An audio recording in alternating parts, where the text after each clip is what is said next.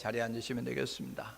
오늘은 요한복음 5장 1절의 말씀을 가지고 예수님의 생애 네 번째 시간으로 두 번째 유월절 때에 있었던 일을 통해서 하나님의 그런 음성을 듣고자 합니다. 하나님은 세상을 사랑하십니다. 이 세상은 죄가 관영하고 이 세상에 살고 있는 사람들은 다 죄인입니다. 이 죄 문제를 해결하지 않고 이 세상을 떠나면 이 세상의 모든 사람은 지옥 갈 수밖에 없습니다. 하나님께서 우리 사람들이 지옥 가는 걸 원하지 않으셔서 구원의 길을 마련하셨어요. 그래서 이 구원의 길을 따라 걷는 사람만 이제 지옥 가지 않고 하나님이 준비한 천국에 가는 그 이제 은혜를 덧입게 되어지는 것이죠. 하나님께서 만드신 구원의 방법은 이제 예수를 통한 구원이었어요. 구원자가 예수님이 이 땅의 인류의 구원자로 이 땅 가운데 오시게 되어졌는데 구원자의 자격은 세 가지 조건을 충족해야 됩니다. 첫 번째로는 신이셔야 하고, 두 번째로는 인간이셔야 하고, 세 번째로는 죄가 없어야 합니다. 그러니까 우리가 이야기하는 우리 주변에서 조금 존경할 만한, 우리가 본받을 만한 그런 삶을 살았던 그런 사람들이 있습니다. 공자가 그럴 수 있고요, 석가가 그럴 수 있고요, 마호멧이 그럴 수 있고요, 그렇습니다. 소크라테스가 그럴 수 있고요. 그러나 그들은 이제 인간의 모습을 가지고 있지만 신의 모습은 가지고 있지 않아요. 하나님이셔야 되고 인간이셔야 되고 죄가 없으셔야 되죠. 그런데 이 세 가지 조건을 충족하는 분이 계시는데 그분은 누구냐면 예수님이라는 거예요. 그래서 성경은 예수가 유일한 구원자다라고 이야기하면서 누구든지 예수의 이름을 부르면 구원받는다라고 말씀하게 되어지는 것이죠. 예수님이 하나님이라는 것은 성경이 어디 있냐? 요한복음 1장 1절에 보니까 태초에 말씀이 계셨는데 이 말씀은 하나님과 함께 하셨다. 이 말씀이 곧 하나님이시다라고 말씀하죠. 빌립보서 2장 6절에 그는 근본 하나님의 본체시다라고 말씀하고 있습니다. 여기서 그는 예수 그리스도를 의미하는데 너희 안에 이 마음을 품으라 곧 예수 그리스도의 마음이니 그는 근본 하나님의 본체신데 이렇게 이야기하면서 그는 하나님의 본체 이렇게 말씀하고 있어요. 그래서 요한복음 1장 1절이 빌립보서 2장 6절이 예수님은 하나님이라는 사실을 우리에게 이야기해 줍니다. 요한복음 1장 14절에 말씀이 육신이 되 우리 가운데 거하시매 라고 이야기하면서 말씀이신 하나님이 인간의 몸을 입고 이 땅 가운데 오셨다라고 요한복음 1장 14절이 이야기하죠. 빌립보서 2장 7절이 이렇게 이야기합니다. 그는 자기를 비워 종의 형체를 가지고 사람의 모양으로 나타나셨다라고 이야기하면서 말씀이신 하나님이 사람의 모습으로 이 땅 가운데 오셨다. 빌립보서 2장 7절은 그렇게 이야기하죠. 그래서 신이신 예수님이 인간의 몸을 입고 이 땅 가운데 오셨다라고 이렇게 이야기하죠. 그러면서 그는 요한 1서 3장 5절에 보니까 죄가 없으시다라고 이야기하고 있습니다. 그리고 히브리서 4장 15절에 보니까 우리를 연약함을 채우려는 대제사장이 계신데 그분은 예수 그리스도시고 그분은 죄가 없으시다라고 이렇게 말씀하게 되어지는 거예요. 그러니까 하나님이시고 그리고 인간이시고 그리고 죄가 없으신 그분 통해서 이제 우리의 구원자가 될 수 있음을 우리가 보게 되어지는 것이죠. 그분이 이 땅 가운데 하신 일은 뭐냐면 하나님의 구원의 계획을 이루기 위해서 십자가에서 대속제물 되시는 거예요. 속죄제물 되시는 것이고 우리 하나님과 사람과 원수가 되어졌는데 그것을 화목하게 하는 화목제물 되시기 위해서 이 땅 가운데 오셨습니다. 그래서 십자가에서 우리를 대신해서 죽으세요. 그랬기 때문에 우리가 살 수 있는 길이 열어지는 것이고요. 그리고 이제 그분이 부활하셔서 우리가 영원한 그러한 영생을 얻을 수 있는 그 길이 있다는 것을 우리에게 말씀을 해주고 있죠. 여러분, 우리는 다 죄인입니다. 성경은 세상 사람들은 다 죄인이다 라고 이렇게 이야기합니다. 들킨 죄인과 안 들킨 죄인, 감옥에 갇힌 죄인과 감옥에 안 갇힌 죄인, 그리고 죄인임을 깨닫지만 그것을 가지고 죄에 대해서 애통해하는 사람과 이 죄를 타인에게 전가하면서 이렇게 사는 사람들이 있음을 우리가 보게 되어지는 것이죠. 여러분, 그런데 이 죄를 어떻게 할까? 우리 인간은 죄인이고 그런데 이 죄를 우리에게는 해결할 만한 능력이 없어요. 그래서 하나님이 마련하신 예수를 통한 구원의 길을 마련하신 것이죠. 요한 1서 1장 7절에 보니까 예수의 피가 우리의 모든 죄를 씻게 되어진다라고 말씀하게 되어져요. 그리고 이사야서 43장 25절에 보니까 이제 예수께서 우리를 위하여서 십자가에 죽으심으로 말미암아 그의 피로 우리의 죄가 다 도말되어졌다. 그리고 하나님은 우리의 죄를 기억하지 않으신다라고 말씀하게 되어져요. 히브리서 9장 22절에 피 흘림이 없으면 삶이 없는데 이 피는 더러운 오염된 피는 안 되는 거죠. 그래서 신이신 그분이 인간의 몸을 입고 오시고 죄인이 아니신 그분이 우리를 위해서 죽으심으로 우리가 살 수 있는 길이 열어지게 되어졌다는 것입니다. 여러분, 예수님이 이 땅 가운데 오셔서 33년 계셨어요. 그래서 BC 3년부터 AD 30년까지 33년 계시는데 우리가 이 예수님의 생애를 이제 복음이다라고 이렇게 이야기합니다. 예수님의 탄생이 복음이고, 예수님의 고난과 죽음이 복음이고, 예수님의 부활이 복음이고, 예수님의 승천이 복음이고, 예수님이 이 땅 가운데 다시 오시는 재림이 복음이다라고 이야기합니다. 복음은 복복자의 소리음자를 쓰고 영어로는 굿뉴스 이렇게 이야기하게 되어지는데, 기쁜 소식, 좋은 소식, 복된 소식 이렇게 이야기합니다. 그러면 예수님이 이 땅 가운데 오신 성탄절이 왜 우리에게 복음일까? 기쁜 소식일까? 그것은 마태복음 1장 21절에 아들을 낳으리니 이름을 예수라고 하라. 이는 자기 백성을 저희 죄 가운데서 건지실 자이심이라. 이야기하면서 예수가 구원자로 이 땅 가운데 오신다는 거예요. 그래서 성탄절에 우리가 기뻐하는 것은 공휴일이기 때문에 기뻐하는 것이 아니라 우리가 선물을 주고받으면서 서로를 축복할 수 있는 그러한 시간이기 때문에 기뻐하는 것이 아니라 예수가 구원자로 오셨기 때문에 기뻐하는 겁니다. 여러분, 예수가 십자가에서 고난받고 죽은 것이 우리에게 기쁘고 좋은 소식이에요.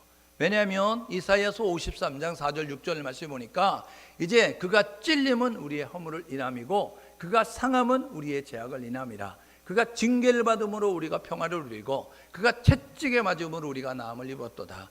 우리는 다 양 같아서 그릇 행하여 각기 제 길로 갔지만 하나님께서 우리 무리의 죄악을 그에게 담당시키셨도다. 그래서 우리가 죄 때문에 채찍질 당해야 되는 거예요. 우리가 죄 때문에 고난 받으셔야 되는 거예요. 우리가 고난 당해야 되는 거예요. 우리가 죄 때문에 저주 가운데 있어야 되는 거예요. 그런데 그분이 십자가에서 친히 우리 대신 담당하셨기 때문에, 그래서 우리는 그분에게 다 전가되어진 그것으로 인하여서 죄책에서 자유로워지는 그러한 이제 모습을 갖게 됨이 우리에게 있기 때문에 예수님의 고난, 예수님의 죽음이 우리에게 복되고 기쁜 소식이라는 거죠. 예수님의 부활이 우리에게 좋은 소식이에요. 왜냐하면 예수님이 이렇게 말씀하십니다. 뭐라고 이야기하면 나는 부활이요 생명이니 나를 믿는 자는 죽어도 살겠고 살아서 나를 믿는 자는 영원히 죽지 아니하리라. 예수 구원자로 알고 믿는 사람들은 육신의 죽음은 피할 수가 없어요. 건강관리 잘해도, 보양식품을 먹어도, 지식이 많아도, 돈이 많아도, 권력이 있어도 이 세상에 태어난 모든 사람은 사형 그런 이제 그 사망 날짜를 다 이제 고지받고 태어나는 거예요. 알지 못할 뿐이지 우리는 이 세상에 떠날 날이 있다는 것이죠. 그래서 히브리서 9장 27절에 사람이 났다 죽는 건 정한 것 이렇게 이야기하잖아요. 육신적인 죽음을 피할 수 있는 이상 아무도 없어요. 그런데 두 번째 죽음은 피할 수 있어요. 그래서 요한계시록 21장 8절에 보니까 믿지 아니하는 자들, 예수 구원자로 믿지 않는 사람들은 이 불과 유황으로 타는 영원한 지옥불에 들어갈 수밖에 없다라고 말씀하고 있는 거예요. 거짓말하는 자들, 음행하는 자들, 이런 사람들 이제 들어가게 된다라고 이야기하게 되어지는데, 우리가 이 둘째 사망에 들어가지 않을 수 있는 것은 예수가 나를 위해서 십자가에 죽으셨고 예수가 나를 위해서 부활하셨기 때문이다. 그래서 예수 부활, 나의 부활로 믿는 사람들은 이제 기쁘고 좋은 소식이 되는 거죠. 예수님은 40일 뒤에 하늘로 승천하십니다. 그리고 지금 하나님 보좌 우편에서 간구하신다, 기도하고 계신다라고 로마서 8장 34절이 이야기하고 있습니다. 로마서 8장 34절, 하나님 보좌 우편에서 우리를 위해서 중보 기도하시는데, 이 중보 기도하시는 그분을 통해서 이제 우리가 이 세상에서 승리할 수 있는 거예요. 이 세상에서 구원받는 그 길을 걸어갈 수 있는 은혜가 우리 가운데 있기 때문에 예수님의 승천이 우리에게 복되고 좋은 소식입니다. 여러분, 예수님의 재림이 왜 우리에게 기쁜 소식이냐, 좋은 소식이냐? 여러분, 승진하기 위해서 승진 시험을 준비한 사람들, 여러분, 진학하기 위해서 진학하기 위해서 공부했던 사람들은요, 그날이 학수고대되어지는 것입니다. 왜냐하면 내가 시험을 봐야만 그 회사에 들어갈 수 있으니, 내가 시험을 봐야만 그 학교에 들어갈 수 있으니 그 날을 기다리는 거예요. 그런데 실력이 떨어지는 학생들, 공부가 준비가 안 된 학생들은 그 날이 지옥과 같은 거지요. 그 날은 안 왔으면 좋겠고, 그 날은 연기가 됐으면 좋겠고, 이런 것과 마찬가지죠. 주님이 약속하셨어요. 너희들이 본 모습 그대로 내가 다시 올 것이다. 하나님의 정한 때가 되면 이 땅에 다시 온다. 이야기할 때 여러분, 준비된 사람들이 이렇게 이야기합니다. 마라나타. 이게 뭐냐면, 아멘, 주 예수여 속히 오시옵소서. 여러분, 준비가 되어졌기 때문에 상을 받는 것이고, 인정을 받는 것이고, 칭찬을 받는 것이고, 이 세상의 모든 수고가 그쳐지는 것이니까 이제 주님 오심을 환영하면서, 그러면서 기대하고 갈망하며 살아가는 거예요. 그래서 준비가 안 된 사람들은 오지 마십시오. 내 때는 오지 마십시오. 영원히 안 와도 좋습니다. 이런 모습 가지고 있게 되어지는 것이죠. 예수님의 재림이 우리에게 복된 소식이 되는 것은, 이제 예수님이 오시면 우리의 수고가 그쳐지는 것이고, 우리가 복음을 위해서, 예수를 위해서, 교회를 위해서, 하나님을 위해서 했었던 그 모든 일에 대한 보상을 받는 것이니까, 인정을 받고 칭찬을 받는 것이니까 우리는 기대하고 갈망하는 것입니다. 그래서 예수님의 탄생부터 예수님의 재림까지가 우리에게 복된 소식. 예수님은 33년 계셨는데 이것을 두 부분으로 나누죠. 이제 탄생부터 30세까지는 사람의 아들로 사셨다라고 이야기하는 것이고, 30세부터 33세까지 3년 반은 이제 하나님의 아들로 사셨다라고 이렇게 이야기하는 거예요. 그러니까 여러분, 사람의 아들로 사셨던 그 이제 동정녀였던, 결혼을 약속했지만 첫날밤을 치르지 않았던 이 마리아에게 성령으로 잉태된 예수 그리스도, 그분이 결혼한 그 요셉, 아버지 요셉과 함께 생활하게 되어지는데, 이 요셉의 직업은 목수였어요. 그래서 이 가정에서 목수의 집안의 아들로 태어나서, 그래서 30세가 될 때까지 있게 되어집니다. 베들레헴에서 출생하지요. 그리고 애굽으로 피난을 가게 되었다가 그가 이 갈릴리 동네에 있는 나사렛이라고 하는 동네에 가서 사셔서 나사렛 예수라고 이야기하게 되어지고, 아버지를 따라서 예루살렘을 12살 때 방문했던 그 일을 우리가 보게 되어집니다. 그러니까 사람의 아들로 있었을 때의 그런 모습은 이런 정도로 성경은 설명을 하고 있어요. 그래서 보십시오. 예수님은 어디에 태어나셨나? 여기 사해 근처인 베들레헴, 예루살렘 아래쪽에는 베들레헴에 태어나셨어요. 이게 미가서 5장 2절에 보니까 유대 베들레헴 에브라다야, 너는 유대 고을 중에 가장 작을지라도 이스라엘을 다스릴 자가 내게서 내게로 나올 것이다. 이야기하면서 이스라엘의 메시아가 이 베들레헴에서 올 거야, 태어날 거야, 이야기했던 것처럼 베들레헴에서 출생했어요. 그런데 그 당시에 이 지역을 돈 주고 샀던 헤롯이라고 하는 사람이 내가 이 땅의 왕이야 이야기하는데, 동방박사가 와서 이야기하는 거 아니에요. 이 땅에 유대인의 왕으로 나신 이가 어디 있냐? 라고 이야기하니까, 뭐 왕이 또 있다고? 나는 돈 주고, 로마 정부에 돈 주고 이 땅의 왕으로 이제 이 명을 받았는데, 이야기하면서 그러면 제거해야지. 그래가지고 동방박사 이야기를 2살 밑으로 다 죽이게 되어졌어요. 그때에 천사를 통해서 하나님께서 애굽으로 피신 가라 해서 요셉이 마리아와 함께 아기 예수를 데리고 애굽으로 가서 살게 되었어요. 그런데 이 땅을 관리하고 있었던 헤롯이 죽었습니다.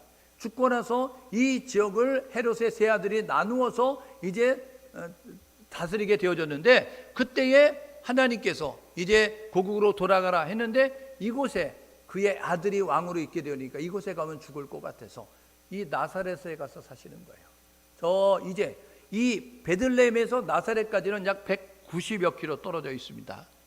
그러니까 우리 서울에서 부산이 45km 정도 된다고 하는 거 아니에요? 450km 정도. 그러니까 여러분 그 3분의 1 정도 되는 190km 정도 떨어져 있는 그곳에, 이곳에 가셔서 나사렛에서 살기 때문에 나사렛 예수, 그렇게 이야기하게 되어지는 것이죠.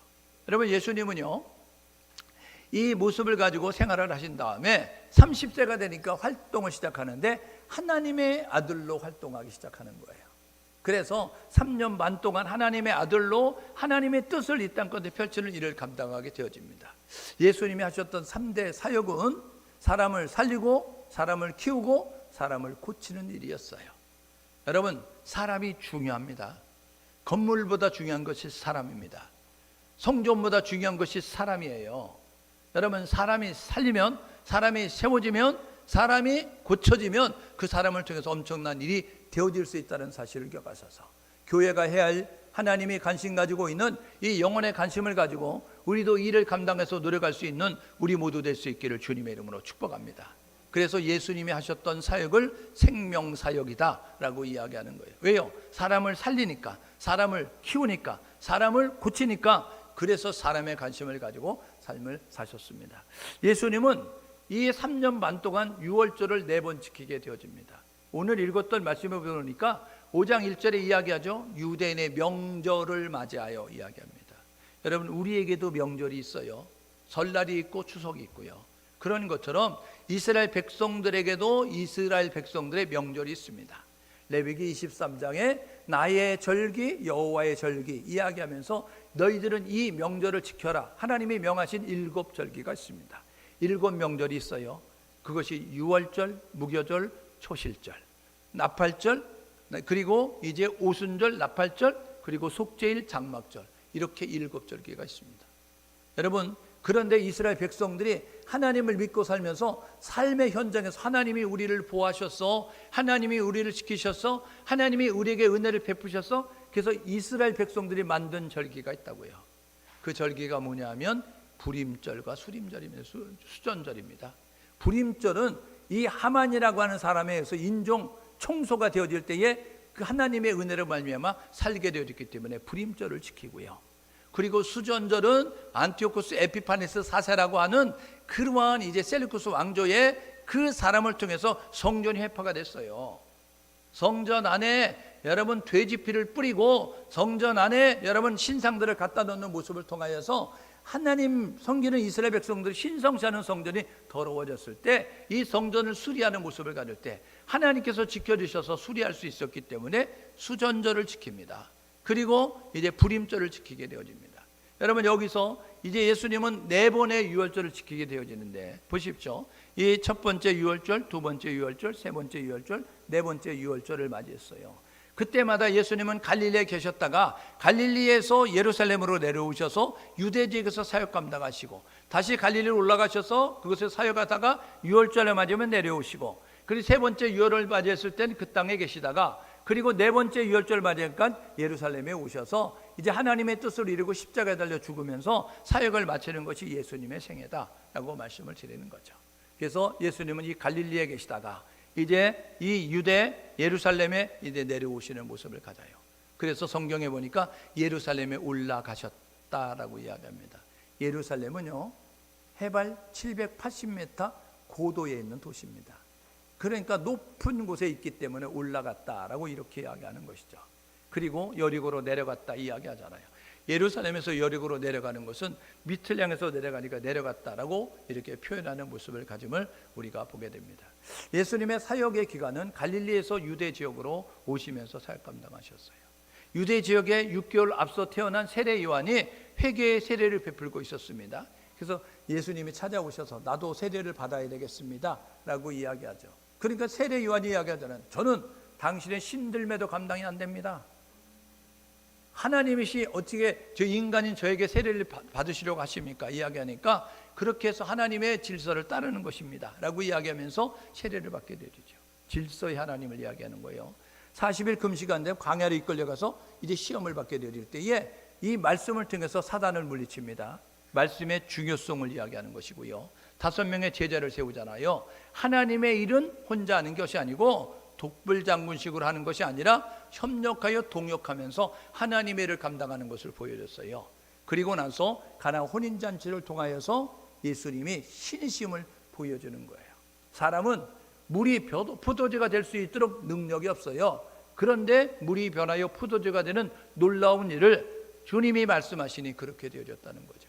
그래서 제자들이 요한복음 2장 11절에 보니까 제자들이 그를 믿더라 이야기하면서 하나님을 보여주셨습니다. 가버나움으로 물러가셨어요. 그리고 그곳에 머무셨습니다. 하나님의 때까지 그곳에 계셨어요.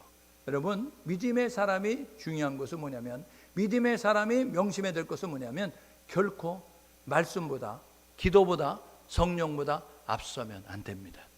그런데 우리가 익숙해지면 말씀보다 앞서고 기도보다 앞서고 성령보다 앞서서 행동할 때가 너무나 많은 거예요. 급하다고요 바늘 허리에 껴서 못 씁니다. 그렇죠? 급하다고 바늘 허리에 껴서 쓸 수 있어요? 실을 허리에 매가지고 바늘 허리에 매서 쓰냐고요? 아니요, 바늘 꾀에 꿰어서 되는 거예요. 여러분, 우리가 급해도 하나님보다 결코 앞서면 안 된다는 사실을 아셔서 저와 여러분보다 아무리 급해도 주님 말씀하기 전까지는, 아무리 급해도 주님이 감동을 주시기 전까지는, 아무리 급해도 성령께서 나를 움직이기 전까지는 이제 움직이지 않는 모습 가질 수 있는 우리 모두 될 수 있기를 주님의 이름으로 축복합니다. 첫 번째 유월절을 맞이하니까 이제 내려오시는 거죠. 그래서 보십시오. 내려오셔서 이제 이곳에서 8개월 계시는 거예요. 유대 땅에 8개월 계시면서 어떤 사역을 감당했어요? 보십시오. 성전 정화하고 니고데모와 대화를 통해서 거듭남에 대해서 이야기하고 세례 요한을 통해서 그는 흥하여야 하고 나는 쇠하여야 하면서 하나님께만 영광 돌려야 되는 것을 말씀해 주셨고, 갈릴리로 물러가실 때 수가성 여인 만나서 유대인의 남자, 선지자, 그리고 예수 그리스도, 이렇게 고백이 바뀌어지는 것을 통하여서 주 안에서 바뀌어지는 신앙의 고백이 있어야 된다는 걸 우리가 말씀하죠. 갈릴리로 물러가셨던 그분이 갈릴리 지역에서 4개월 정도 사역을 감당하십니다. 보십시오. 그래서 이 예루살렘에서 올라가셔서 나사렛, 예수니까 나사렛에 갔어요. 근데 여기서 환영을 못 받아요. 그래서 예수님 말씀하잖아요. 야, 선지자도 고향에서는 환영을 못 받아. 이렇게 말씀했던 것처럼 예수님이 많은 기적을 행하지만 이 나사렛은 작은 도시였기 때문에 사람들이 인정을 안 하는 거예요. 그래서 전도했을 때 여러분 나다나엘이 이렇게 얘기하죠. 내가 예수를 만났다. 예수가 그리스도인 것 같아. 모세가 이야기하는 메시아인 것 같아. 이야기했더니 야, 무슨 나사렛에서 선한 게 나겠냐? 나다나엘이 그렇게 이야기하는 모습을 통해서 이 나사렛이라고 하는 동네는 아주 무시되는 동네, 그곳에는 인물이 날 수 없다고 생각하는 그러한 이제 모습을 가졌던 곳에서 이제 핍박을 당하시니까 가버나움으로 가셔서 생활하게 됩니다. 그래서 예수님은 이곳에서 약 4개월 동안 사역을 감당하시죠. 그래서 마태복음 4장에, 마가복음 1장에, 누가복음 4장에, 그리고 요한복음 4장에 보게 되니까 이 갈릴리에서 사역하셨던 예수님의 사건을 소개하고 있어요. 보십시오. 그때의 제자들을 다시 부르시는 거예요. 그래서 누가복음 5장에 있는 이 베드로와 안드레와 야고보, 요한을 부르시게 돼서 배와 그물과 그친을 버려두고 예수를 따르는 모습을 통해서 온전한 주의 제자가 되는, 그리고 귀신 들린 자를 고치고, 그리고 베드로 장모의 열병을 고치는 모습을 통해서 치유 사역을 감당하시고, 세간에 앉아서 안정된 직장 철밥통으로 앉아가지고 이제 땅 짓고 헤엄으로 자기 재산 통장에 돈 차곡차곡 쌓여가는 재미를 가지고 살고 있었던 그 세관에 앉아있는 마태라고 하는 레위, 이 사람을 부르셔서 나를 따라오너라 이야기해서 주님을 따라가는, 좁은 문 좁은 길이지만 눈물 없이 갈 수 없는 그 길, 그러지만 생명의 길은 그 길을 따라 걷도록 제자를 부르시는 모습을 통해서 갈릴리 사역을 감당하셨어요. 그리고 난 다음에 예수님께서 이제 두 번째 유월절을 맞이하니까 오늘 다시 예루살렘 쪽으로 내려오셨다는 거예요. 올라오셨다는 거죠. 그래서 이것은 요한복음 5장 1절에서 마지막 절은 47절까지 내용 가운데서 이제 갈릴리 두 번째 이 예루살렘을 방문했던 그 유월절 사역에 대해서 말씀하고 있어요. 이건 공관복음에서 시간적으로 나눠주고 있지 않기 때문에 찾을 수 없는데 우리가 요한복음에서는 네 번의 유월절을 만나게 됩니다. 첫 번째가 요한복음 2장 13절, 두 번째가 요한복음 5장 1절, 세 번째가 요한복음 6장 3절, 네 번째가 요한복음 11장 55절이에요. 그래서 이 네 번의 유월절을 맞이하죠. 요한복음 5장 1절은 두 번째 유월절인데 이곳에 내려오셔서 어디를 들어가셨느냐? 이제 예루살렘에 오셔서 성전으로 올라가셨다는 거예요. 여러분, 성전에 올라가시고 성전에 들어가셔서 그곳에서 양의 문이라고 하는 곳, 그곳에 근처에 있는 베데스라고 하는 연못에 있는 병자를 만나게 됐습니다.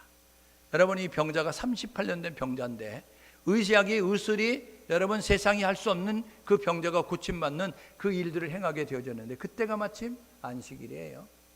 유대인들은요 이 안식일을 여러분 엄청나게 잘 지키고 있습니다.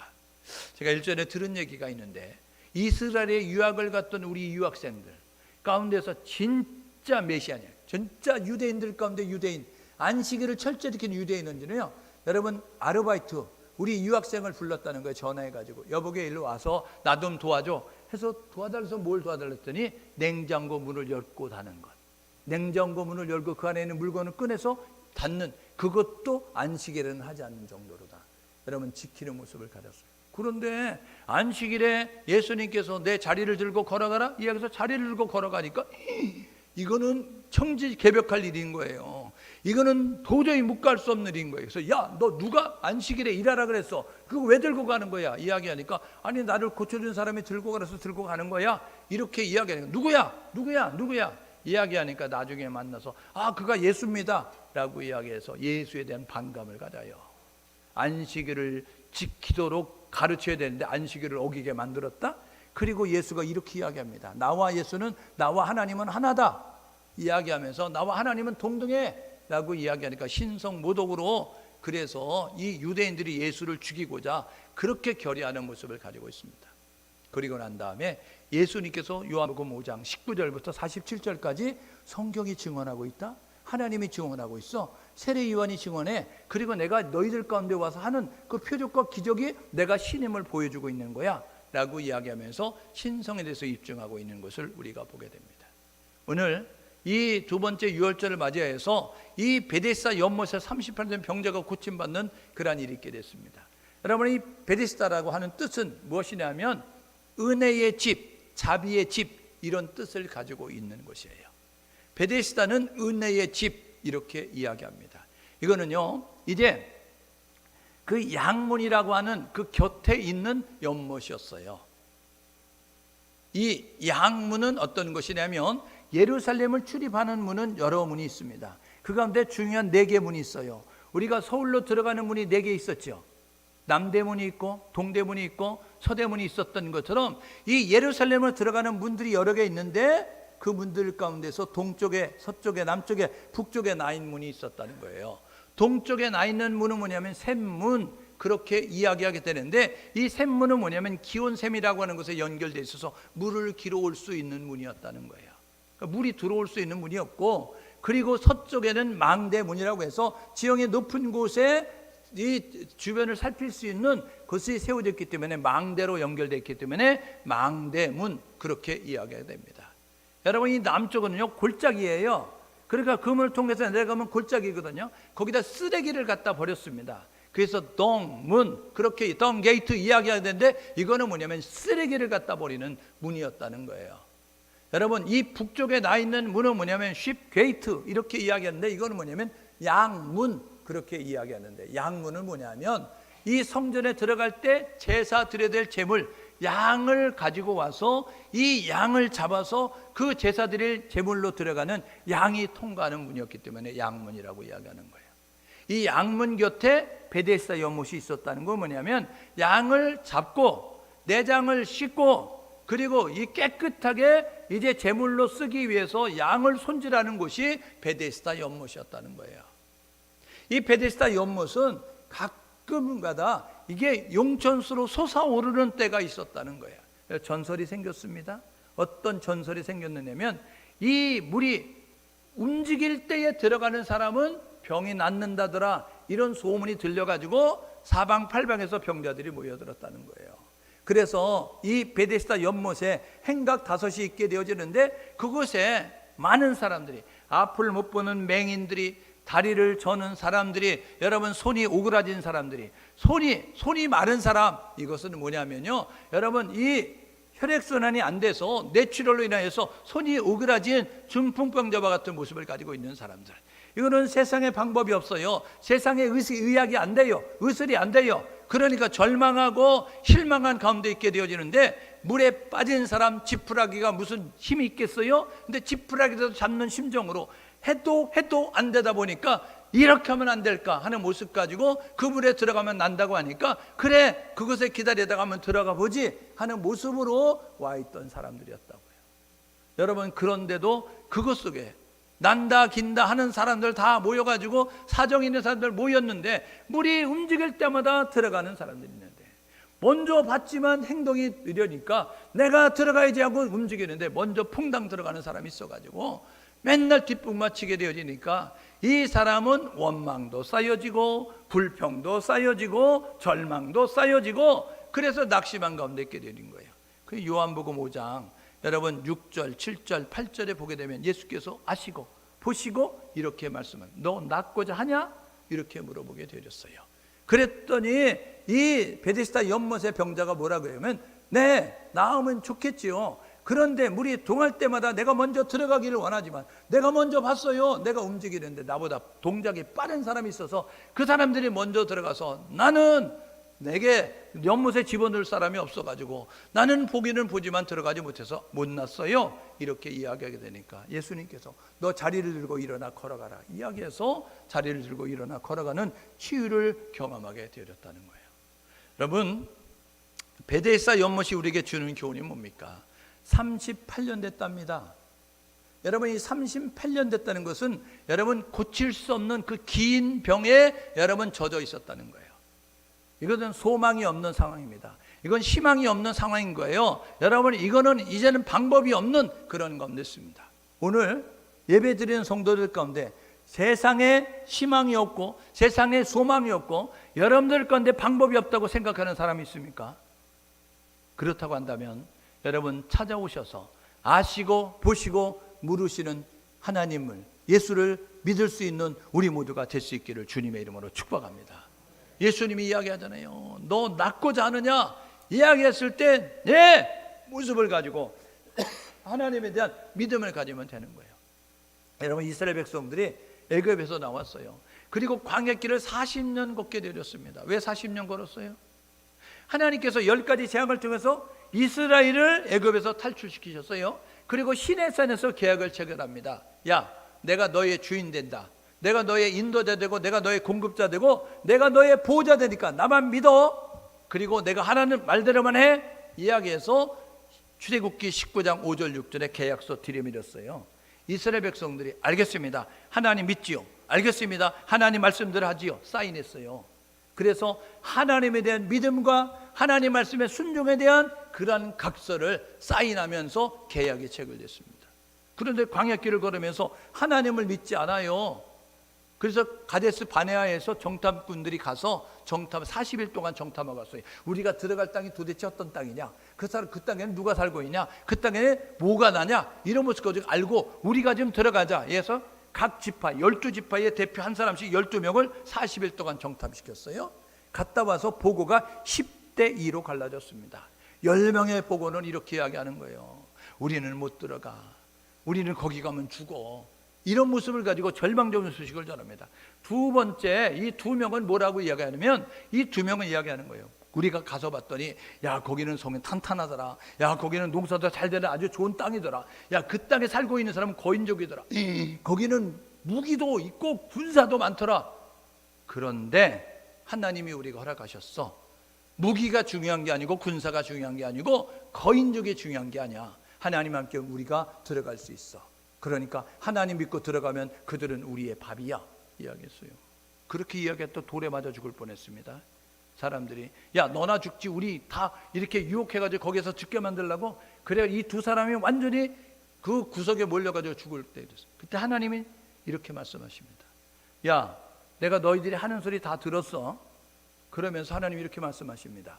너희들 그 시내산에서 내가 분명히 얘기했지. 나만 믿으라고. 그 내 말대로만 하라 그랬지. 그런데 너희들 나 믿지 않았어. 그리고 내 말대로 하지 않았어. 그러니까 너희들 이제 40일 정탐했지. 그러니까 내가 40일 정탐한 거 1년으로 계속해서 40년 동안 광야 생활하게 만들 거야 이야기했어요. 여러분 가데스 바네아까지 1년 반 걸어왔어요. 그래서 하나님께서 이 모압 평지에 이르는 동안 38년 동안 뺑뺑이 돌렸습니다. 여러분 아무리 길이 이제 힘들고 어려워도 거칠어도 여러분 한 달이면 갈 수 있는 거리, 보름이면 갈 수 있는 거리를 하나님이 40년 동안 뺑뺑이 돌려서 도달하지 못하게 만들었어요. 왜요? 가나안 땅에 누구 가냐면 믿음이 있는 사람이 가는 거예요. 가나안 땅에 누구 가냐면 말씀대로 하는 사람이 가는 겁니다. 여러분 신앙생활하면서 하나님의 경험을, 하나님의 기적을 경험하기 원하십니까? 여러분, 하나님의 놀라운 이적을 경험하기 원하십니까? 믿음을 가져야 합니다. 말씀대로 순종해야 합니다. 그러면 하나님의 기적을 보는 거예요. 그래서 하나님께서 이 가나안 애굽에서 나왔던 20세 이상 남자 60만 3,550명, 60만 명하고 3,550명입니다. 그 사람들 가운데 두 사람 가나안 땅에 들었어요. 나머지는 다 죽을 때까지 40년 뺑뺑이 돌렸어요. 그리고 이 애굽에서 나올 때 그 이제 20세 미만으로 1살, 2살, 10살, 15살 이런 친구들과 광야 40년 동안 시집 장가가서 태어났던 그 이제 광야 2세대, 이 사람들이 가나안 땅에 들어가는 모습을 갖게 되었다고요. 오늘 저와 여러분 모두가 베데스다 이 연못에 38년 병들은 소망이 없었어요. 희망이 없었다고요. 절망 가운데 있었다고요. 그런데 예수를 통해서 여러분 고침을 받고 여러분 그의 평생의 소원이 이루어지게 됐습니다. 오늘 예배하는 우리 모두도 세상이 할 수 없는 것, 사람이 할 수 없는 것 하나님은 하십니다. 사람을 찾아가지 말고 세상을 찾아가 말고 하나님 앞에 나와서 구원자 예수의 이름을 통하여서 하나님을 바라볼 때, 하나님을 의지할 때, 하나님을 찾을 때 하나님이 이루신다는 사실을 기억하셔서 이 불신앙의 모습을 벗어버리고 불순종의 모습을 벗어버리고 이스라엘을 회복시켜 있었던 하나님을 기억하면서 나아갈 수 있는 우리 모두가 될 수 있기를 주님의 이름으로 축복합니다. 그래서 이 6월절에 주는 교훈은 바로 이거예요. 여러분, 성전 중심의 삶을 살고 있다는 거예요. 여러분, 우리는 나 중심으로 살면 안 됩니다. 믿음의 사람은 하나님 중심으로 살아가는 거예요. 믿음의 사람은요, 예수를 구원자로 믿었으니 여러분, 이 세상의 유일한 구원자 예수 그리스도, 그분을 알고 그분을 부르고 그분을 믿고 있으니까 저와 여러분 모두가 해야 될 뭐냐면 예수가 나의 구원자십니다. 예수 때문에 내가 천국 갈 수 있습니다. 이런 모습 가지고 예수를 고백하는 모습을 가져야 되고, 두 번째는 뭐냐면 예수를 구원자로 고백했으면 우리의 삶의 변화와 우리의 삶의 성장과 성숙에 있는 모습이 될 수 있기를 주님의 이름으로 축복합니다. 예수를 알기 전에는 내 마음대로 살았어요. 그러나 예수를 믿으면 내 마음대로 사는 것이 아닙니다. 내가 좋아하는 건 내려놓을 수 있고, 내가 사랑하는 건 내려놓을 수 있고, 내가 아끼는 건 내려놓고 주님 말씀하시면, 하나님이 뜻하시면, 하나님이 원하시면 내가 원하지 않아도, 내가 기뻐하지 않아도, 내가 하기 싫어도 가라면 가고 먹으라면 먹고 하라면 하는 모습 가지고 나가는 모습을 통하여서 저와 여러분 모두가 예수를 만나기 전, 예수를 만난 다음에 삶은 전혀 다른 모습 가지고 변화를 이루어가는, 성장을 이루어가는, 성숙을 이루어가는 우리 모두 될 수 있기를 주님의 이름으로 축복합니다. 우리는 삶의 중심이 하나님이 되는 거예요.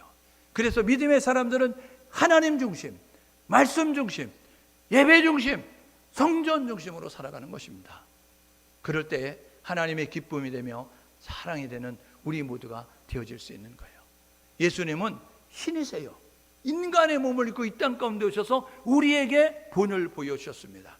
이렇게 살아야 돼라는 모습 가지고 본을 보여주셨다고요. 오늘 두 번째 유월절에 예루살렘을 방문했던 예수님께서 성전에 올라가시면서 교훈하셨던, 베데스다 연못 38년 병자를 고치시면서 우리에게 말씀해 주셨던, 그리고 시기 질투하면서 이제 자기의 반대 의견에 그러한 이제 예수를 핍박하고 죽이려 했던 모습을 가렸던 사람들. 여러분, 지금 마지막 때어지면서 어떤 현상이 벌어져요? 하나님 말씀을 제껴두고 그래서 자기 감정대로, 자기 지식대로, 자기 의지대로 살고자 하는 그러한 일들이 횡행하고 있습니다. 여러분, 영국에서는 그런 일 있었잖아요. 우리가 인간이 신이다 라는 모습 가졌고, 하나님은 죽었다 라는 광고 문구를 가지고 여러분 그런 모습 가지고 있습니다. 여러분, 우리는요 성경대로 신앙생활해야 됩니다. 하나님의 창조 질서를 위반하는 모습 가지고 나가면 안 돼요. 세상은 마지막에 가까울수록 뭐냐면 성경을 폐지합니다. 성경을 무시한다고요. 그리고 감정대로 살아, 기분대로 살아, 형편대로 살아, 의지대로 살아, 그런 모습 가지고, 그래서 사람들이 마지막 때 이런 때가 이르리니, 디모데 후서 3장 1절에 5절에 보니까 말세에 이런 때가 이르리니 이야기하면서 돈을 사랑하고 쾌락을 사랑하고 이제 그 조급하고 그리고 무정하고 이런 모습 가지고 우리가 살고 있는 시대에 그 현상들에서 이야기하고 있습니다. 오늘 저와 여러분 모두가 거룩을 유지하십시오. 내가 거룩하니 너희도 거룩하라 주님 말씀하셨으니 거룩을 유지하며 믿음 생활 잘 하셔서 예수 구원자로 고백하시고 삶의 변화와 그리고 믿음의 성장과 성숙을 이루기 위해서 노력하시면서 하나님 말씀 예배 성전 중심으로 살아서 온 땅을 두루 감찰하시는 하나님 앞에 옳다 인정받는, 그리고 이제 여름날의 시원한 냉수처럼 하나님 마음 기쁘게 될 수 있는 모습 가지고 살아가는 우리 모두 될 수 있기를 주님의 이름으로 축복합니다. 함께 마음을 모두 기도하는데 이렇게 기도하면 좋겠습니다. 하나님, 내가 예수를 구원자로 고백하게 도와주십시오.